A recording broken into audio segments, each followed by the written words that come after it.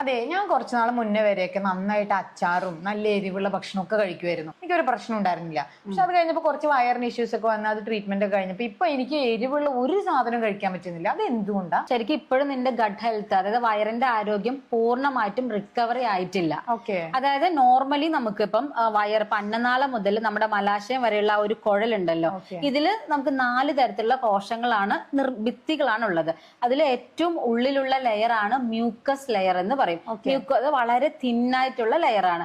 ഈ ലെയറിന് എന്തെങ്കിലും ഡാമേജോ അല്ലെങ്കിൽ ഇതിന്റെ ഒരു സ്റ്റെബിലിറ്റി നഷ്ടപ്പെടുമ്പോഴാണ് നമുക്ക് നമ്മുടെ വയറത്തിൽ സെൻസിറ്റീവ് ആവുക. അഥവാ എച്ച് പൈലോറിയോ അല്ലെങ്കിൽ ഗ്യാസ്ട്രൈറ്റിസോ അങ്ങനെ എന്തെങ്കിലുമൊക്കെ പ്രശ്നം വന്ന് നീ അതിനുള്ള ചികിത്സ എടുത്താലും അത് നശിച്ചു എന്നല്ലാതെ നമ്മുടെ ആ മ്യൂക്കോസൽ ലെയർ, ആ ലെയറിന്റെ ഇമ്മ്യൂണിറ്റി അല്ലെങ്കിൽ അതിന്റെ സ്ട്രെങ്ത് നഷ്ടപ്പെട്ടു.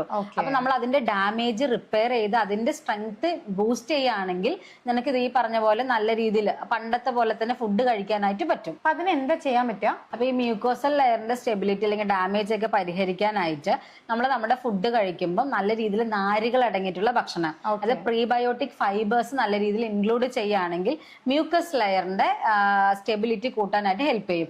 കാരണം ഈ പ്രീബയോട്ടിക് എന്ന് പറയുന്നത് നമ്മുടെ വയറിലുള്ള നല്ല ബാക്ടീരിയാസിന്റെ ഭക്ഷണമാണ്. അപ്പൊ അതുവഴി പ്രോബയോട്ടിക്സും ഇംപ്രൂവ് ആവും, നമ്മുടെ ഗട്ട് ഹെൽത്തും പ്രോപ്പർ ആകും. പ്രീബയോട്ടിക് അടങ്ങിയ ഭക്ഷണങ്ങൾ ഏതൊക്കെയാ? അതായത് പൊതുവെ എല്ലാ പച്ചക്കറികളിലും ഉണ്ട്. ഈ വാഴപ്പിണ്ടിയില്, വാഴയുടെ പൂവില്, നമ്മൾ നോർമലി കഴിക്കുന്ന എല്ലാ വെജിറ്റബിൾസിലും ഉണ്ട്. അതുപോലെ തന്നെ നമ്മുടെ ഈ കടല, പയറ്, പരിപ്പ്, ഈ വെള്ളക്കടല, ചുമന്ന കടലൊക്കെ ഇതിലൊക്കെ ധാരാളം നമുക്ക് ഫൈബേഴ്സ് കാണുന്നുണ്ട്.